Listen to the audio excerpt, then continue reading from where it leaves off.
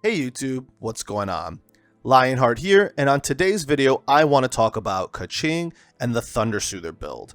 Why I picked it, give you some tips for how you can use her and make the most out of the build, some variations on the build that you can move in or out on particular pieces depending on your playstyle, and then we'll go out and test the build in the world, starting with Cryo Regisvine and some comparisons with open world bosses. Then we'll move over to a level 90 domain, and we'll end with Abyss 12-3. This is a particularly fun video for me because this is my last video before hitting Adventure Rank 50. So yeah, that's really cool, and happy that I could end it with Keqing and going into some of the details about her. And I'll also talk a little bit about the weapon options you have so that, you know, if you're not sitting on a Keel of Avonia, you can have something else to equip, and I'll just kind of give you an idea of what those priorities are. So, all right.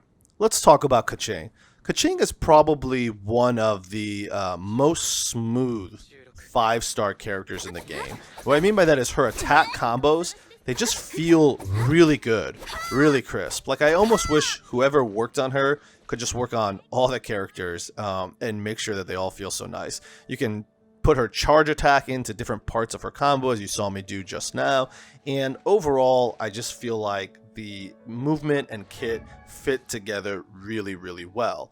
So let's look at some of her abilities first. We go into talents here, and if I just select her elemental burst, which is Starward Sword, this is the ability where she just kind of like dashes all across the screen and she deals electro damage while this ability is active. And that's important because as we get into the Thundersoother set, you'll realize that the way the Thundersoother set works is you need to be dealing electro damage to do really well. And then of course she has Stellar Restoration, which is her elemental skill, which has a couple of ways to use it. But essentially it allows you to reposition yourself, it allows you to gain electro damage, and so forth. So here's an example of repositioning, right? You can use that. It's actually really useful when you're looking for treasure chests and trying to get to high places. And then after you detonate it, you end up dealing electro damage. You can also use it as a means to burst for electro damage. So here's a detonation, right? And now you see my attacks are purple. And that means that I'm dealing electro damage with my basic attacks for a short duration. And the explosion also deals AoE electric damage. If I don't want to do that, I can walk up to it and I can also do a charge attack. That'll cause an electric duration burst, but you can see my attacks remain physical. You can tell because they're not purple colored on the effect. So there are two ways to use her elemental skill depending on your playstyle. If you're trying to prioritize physical damage, you're going to do what I just did there, which is a charged attack to blow that up. And you're going to lose out on the ability to reposition yourself, which you could still use in an emergency, right? But it's just not going to be optimal for your damage. And it'll allow you to apply electro while maintaining physical, right? See it? We detonate it again, and that's exactly how you do it. Now my damage is still physical. So when I do it this way, now my damage is electric. And so if you're prioritizing electro damage, if that's your goal for the build, then you're almost always going to detonate it. You're never going to blow it up with a charge attack. So two ways to play. In summary, you throw your elemental skill out, you use a charge attack to cause it to explode. The explosion applies electro to your enemy, but keeps your attacks physical. Or you throw it out, then you hit the elemental skill button again, which on PC is E, and you'll teleport to it, and you'll also detonate it, and now your basic attacks will be electro. So those are the things you can do with the elemental skill. You can also do like a dive attack like this. And so I feel like it has a lot of flexibility, and that's something that you just need to practice with. Other than that, there's not too much to master with her. She's pretty simple. So let's look at our build. Right here you can see, well actually, let me go back for a second.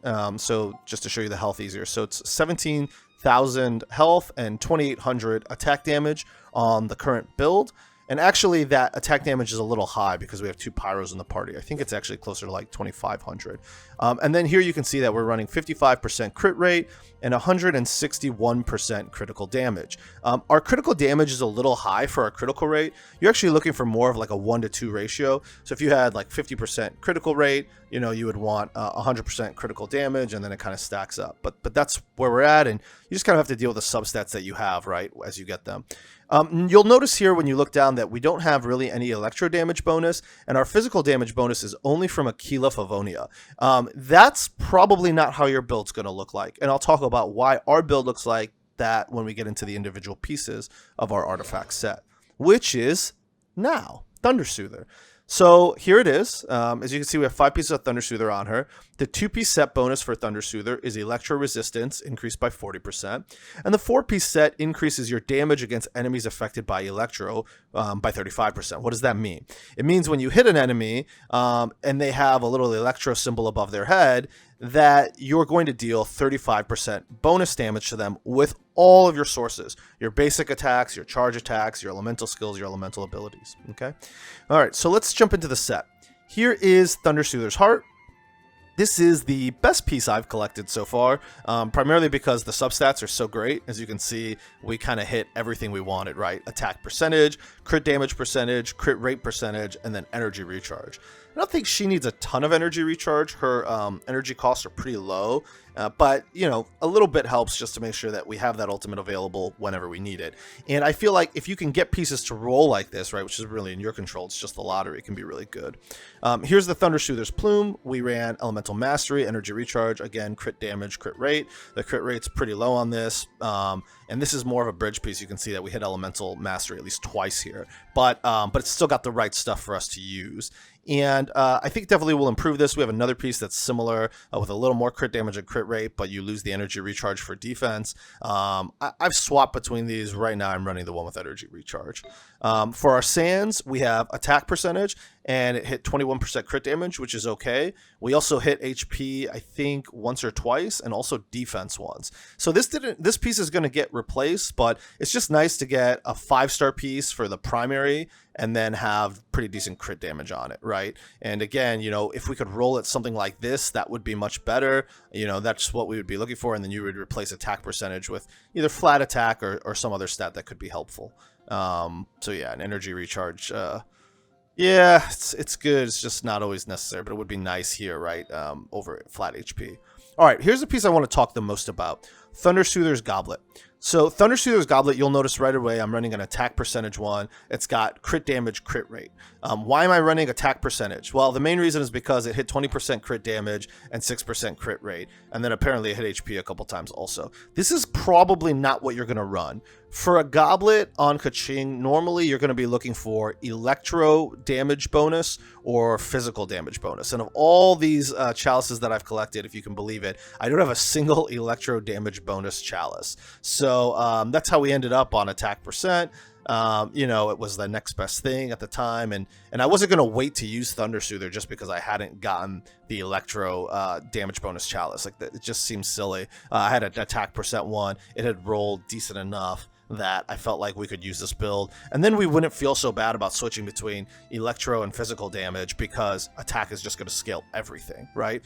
But again, I think that the generally accepted recommendation is to do something more focused. So either Electro damage or here's a physical damage bonus chalice that we also have. And I will test this. This is pretty comparable to our other piece, a little higher crit damage, but doesn't have the crit rate. I will test this for you guys to see the damage difference in a physical damage build versus the build where I have the attack percent. And I won't be able to show you the Electro damage bonus, but if you have your own piece, you know, you can certainly try it. And I do think that, like, high constellation Keqing, and even lower than high constellation Keqing, right? A lot of players will prefer, I think, Electro damage bonus, but it depends a lot on what characters you're running with her, and yeah, just kind of how your play style works out. So but I'll show you this physical damage bonus, and again, the crit damage is pretty comparable, and this involves more of that play style that I talked about in the opening around, you know, throwing out her elemental skill and then not teleporting to it, but instead causing it to blow up with a charged attack, which applies Electro, right? So that Thundersoother gives you the passive benefit that you want, 35% extra damage, and then you attack the target afterwards with physical damage. So yeah, hopefully that makes sense. And again, like, you know, I mean, if you're crazy like me, you can run attack percentage here, but I do think most people are going to run physical damage bonus or Electro damage bonus on their Goblet, and that's what most folks recommend. All right, and then for our circlet, we're running a crit rate circlet. And as you can see here, it's got attack percent, crit damage, energy recharge, and flat attack. The attack percent is good. It's not really where I want my hits to go. I think we hit this once. Energy recharge wasn't hit at all. Crit damage wasn't hit at all. We just hit flat attack like a ton of times. And I wish all of those rolls had gone into crit damage. The substats here are actually okay. Like, because you have crit rate as a primary, you can't roll crit rate as a substat. So I actually like all the substats that I have. But, you know, it's just that we hit flat attack so many times. And, yeah, I wish we could have just had a better selection of rolls for this. So, all right. Well, that's the set, Thundersoother, and those are the artifacts I'm running. For the weapon, I'm running Aquila Favonia. This is considered by most people to be the best weapon right now for Keqing. I do think that potentially changes over the long haul because it's a physical damage bonus weapon, but this is what we're running for our Keqing. Some other honorable mentions, Lion's Roar. I think if you're, you know, either free to play or low spender and you've been fortunate enough to get Lion's Roar, I think this is a really good weapon for you to choose. It gives you extra Electro bonus, and even, by the way, if you're going on a physical build, I still think Lion's Roar is potentially one of your best 4-star picks. The reason is that even in a physical damage build, you still have a lot of electro damage output, right? Your elemental skill, your elemental burst, they're still both exploding or dealing electro damage, and so the extra electro is good for you, and then you're going to get this attack percent scaling, which of course is nice on any weapon. And so I feel like if you have this weapon and you don't have Aquila Favonia, that's your best. Flute's an honorable mention. You can run Flute. Prototype Rancor, which is the crafted one's okay, and especially if you're going a physical damage build, right? It has physical damage bonus on it, so that's cool. But I don't know. I feel like, you know, Favonius isn't really the one, and let's not even talk about why I built this thing up.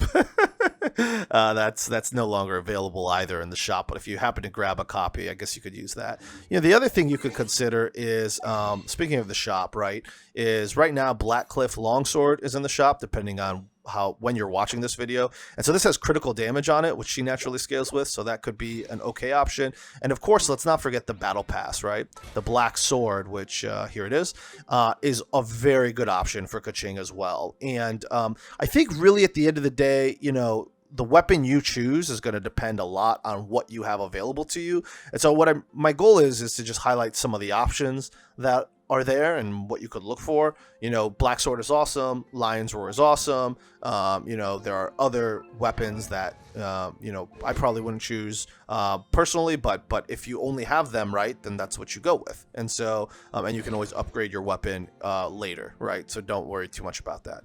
Okay, for this demo though, you know, and for the output you're seeing here, it's Aquila Favonia that we're using, which is going to give us kind of the highest strength, and you'll just have to assume that whatever numbers you're going to get if you're using a different weapon will be less. All right, some honorable mentions for sets. Thundering Fury 2-piece with a Noblesse 2-piece. So Noblesse gives you elemental burst damage, and Thundering Fury gives you 15% electro damage. I think if you want to run that, that's a reasonable option. I know some very good Keqing players that are using that right now, and so if you're looking for an alternative to our set, you could run that. You could also replace Noblesse with Gladiators for the 18% attack bonus. And similarly, you could actually pair Gladiators if you're running a physical build with 2-piece Bloodstain for physical damage plus 25%, right? I think that would actually pair very well with Gladiators. And yeah, or Noblesse as well. And then, of course, you could also consider, which I haven't been able to test, a 4-piece Bloodstain, which I think would be really fun. Like 50% bonus damage to charge attack and then being able to just spam it without stamina sounds actually kind of amazing. You'll see when we go and fight Cryo Regisvine that the way I'm going to take it down is I'm going to spam charged attacks. And so, I don't know, that just seems like it could be really fun and really strong. But yeah, I just don't have enough pieces of Bloodstain to be able to test it for you. So listen, those are honorable mentions on other sets you could run besides Thundersoother. If you don't like Thundersoother, one, it's kind of strange you're watching the video. I guess maybe you're just curious. But two, if you're just thinking about like, hey, what alternatives can I get? You know, Thundersoother pieces haven't dropped for me, and I want to run some other things. Those are things that I know other players are running right now and having success with, right? And there's no such thing, in my opinion, as a best build, because best involves a lot of things, substat rolls and weapons available to you, etc. Okay, and then here's Thundering Fury. We have it on official right now. I did run 4-piece set Thundering Fury on Keqing at one time just to test it. this is maybe the only set I'll speak poorly about. I didn't really enjoy it. I think the extra damage to Overloaded, Electro Charged, and Superconduct were cool, but it wasn't enough for me. And her skill cooldowns I feel like are already pretty low, and energy costs pretty low, that like the 4-piece set didn't do it for me on Keqing. So my recommendation again is the 2-piece set, and you can pair that out with other things. But like, yeah, I don't know, this 4-piece set just didn't really do it for me. So yep, that's maybe the only one I would say steer clear of for Keqing. Okay, cool. Well, that's it. That goes into all the artifacts. So let's go ahead and teleport over to Cryo Regisvine. And yeah, just as a reminder, right now we're running the attack percentage goblet. So when you see the damage put out on Cryo Regisvine, this is more on par with like just a neutral build, right? We're not using the electro side, we're not using the physical side. Again, most people recommend that you pick one of those, but we just haven't had an electro goblet drop for us. So we'll go ahead and break him right here, and then we'll just go ahead and go full in on our DPS. And you can see a little bit mixed numbers of physical and electro numbers, so you can get an idea for like what attack percentage offers us. Cool. I think the damage looks pretty nice. And we threw out Fischl's Oz just to help us. Alright, let's fight this guy, this little homeboy down here. Just to give you an idea, again, same goblets equipped, what the damage looks like on a normal mob out in the wild. So if you're just running the build for Thundersoothers and you have it applied, this is the kind of damage that we're able to put out. It's pretty good. Yeah, I think it's pretty good. So that's a good test for the goblet that we're running right now, which again is an attack percentage, mainly running it because we haven't had an electro goblet, and we have, of course, very good rolls on it, high crit damage, high crit rate. But let's go ahead and swap this one out, and let's test a physical damage bonus goblet, so that way you can see what that build looks like, since I actually do have one of those. Remember, we lose 6% crit rate on this, and we gain crit damage. We're already kind of lopsided, stacked on crit damage, so you'll just have to keep in mind that I probably won't crit as much as I'm supposed to. Alright, so again, let's go ahead and break this. Close, but no cigar. Alright, so there's the break. We'll do the ulti just to get ourselves buffed up. We're going to throw the E out, we'll detonate it with a charge attack, and now you can see the damage. This is all physical. We only care about dealing physical damage right now. Yeah, so crits in the 5 to 7k range, that's pretty nice. And we just did a lot of charge attack spam, right? That's why I'm kind of would be excited to run Bloodstained on it if ever we get the opportunity, just to see what kind of crazy output we could have there playing that way. All right, here we'll use Oz to apply Electro, and then we're primarily, ooh, that hurt, only going to deal physical damage. So that 7k you saw proc there was Aquila Favonia's passive. That wasn't any kind of attack we can normally execute.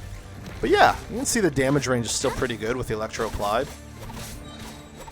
About 2k range crits for the most part. Some in the the high thousands. Yeah. And there you have it. That's basically the difference between a physical damage goblet and an attack percent goblet. And unfortunately, like I said, I don't have any electro damage goblets to test for you guys.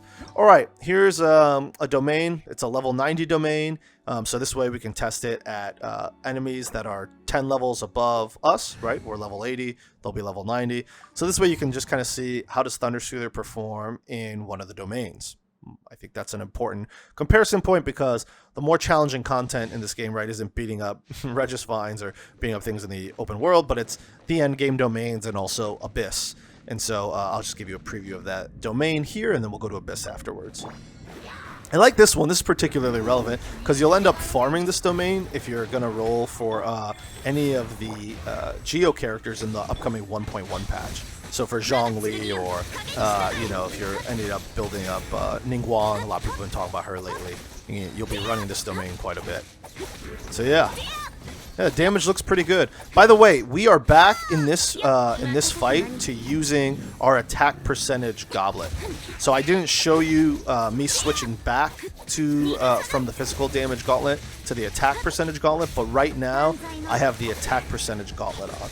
So all the damage you're seeing, I haven't boosted Electro, I haven't boosted physical. It's just the it's just that one gauntlet, the attack percentage gauntlet. Man, such a fun set to play. Thundersoother is a lot of fun. So here you can see, like, when the shields are up, we're not getting really any extra damage against them because it instantly cleanses off our Electro. So for Abyss Mages, right, you break them, and then once they're broken, you're able to keep Electro applied. And that's where you can get the extra damage in. Oh, he died before our final hit. Dang, I was hoping to end with a big number. Alright, well there you go. That's the performance in a level 90 domain with Keqing's Thundersoother build. Here we are at floor 12, chamber 3, and I'm just going to go in. Most like endgame videos, I feel like this is what people think about when they think of endgame, right, is floor 12 of Abyss, chamber 3. So we're just going to go out and I'll show you what Keqing can do here. We'll TP on to the Cryo Fatui, we'll ulti right away, and we'll make sure that we're getting some Animo Shred by applying Electro to Venti's ultimate. He's running Iridescent Veneer. Bennett comes out, and the nice thing about pairing Bennett with Keqing is now we can deal some pyro damage if your Bennett is high enough constellation, so that's pretty awesome. And we could just go through and burst them all down. Look at the damage. It's so great. We also used Kaya in there to break the Electro Fatui shield, so that's why he's with us. Yeah. Combination of physical and Electro damage. Alright, next wave is an Electro Fatui and an Animo Fatui, and this Electro Fatui is buffed. So we're going to go ahead and just kind of try and get our ultis back up here if we can. Yeah, it's kind of hard because he can zap your ulti energy. We'll go ahead and use our ultimate right here just to DPS them both down. Alright, his shield's up. We're going to need to break that. So let me switch to Kaya and get Kaya's ulti up. Alright, we broke his shield down. And now we can go ahead and just group him up with Venti's ulti. And then if we can get Keqing's ulti charged up, and we can get them to group in there. Get over there, buddy. Come on, get in there. And now we can ulti them. Don't think we got the shred applied, but damage still looks pretty good. One small hit there. Zap him. And then we zap him. It's about a minute 30 clear, which is a little slow for 12-3 if you're trying to speedrun it, but it's plenty of time if you're just looking for a very basic clear. Hi, Klee. Nice to see you. We missed you from last video. So that's it. That's the Thundersoother build for Keqing. Hopefully this has been very helpful for you, and you've enjoyed seeing the build perform in a variety of different content, from being out in the open world to endgame Abyss, at least in the current version of the game. And yeah, I think it's really good. I've enjoyed Thundersoother on Keqing. I've also tried it on Fischl, had fun there. And I'm probably going to try it on Child or Tartaglia when he comes out, just to see if I pair him with an Electro, how that works. The reason why I would do that is because there's Hydro application doesn't consume Electro, and so we could apply Electro while keeping him out from bonus damage. Of course, we'll look at any other artifact sets that come out in the future, especially things focused on Hydro, and see if we can make improvements. But yeah, Thundersoother just seems like it's pretty versatile. We can pass it around a few different characters, and I definitely enjoy its performance on Keqing.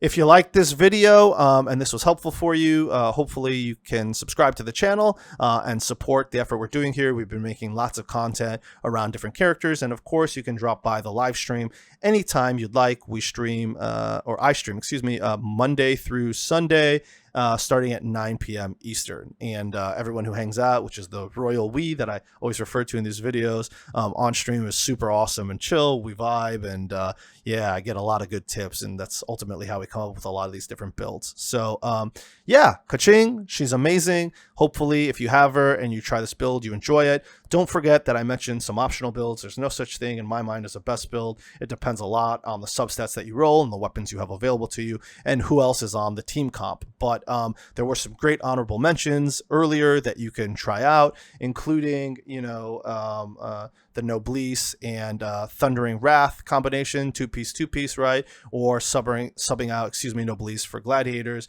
And similarly, I think for physical, it's pretty interesting to take a look at Bloodstained and what might be possible there with either a two-piece or four-piece set. All right. Cool. Well, hope you guys have a great time playing Genshin Impact. And yeah, I'll see you on the next video when I'm AR 50.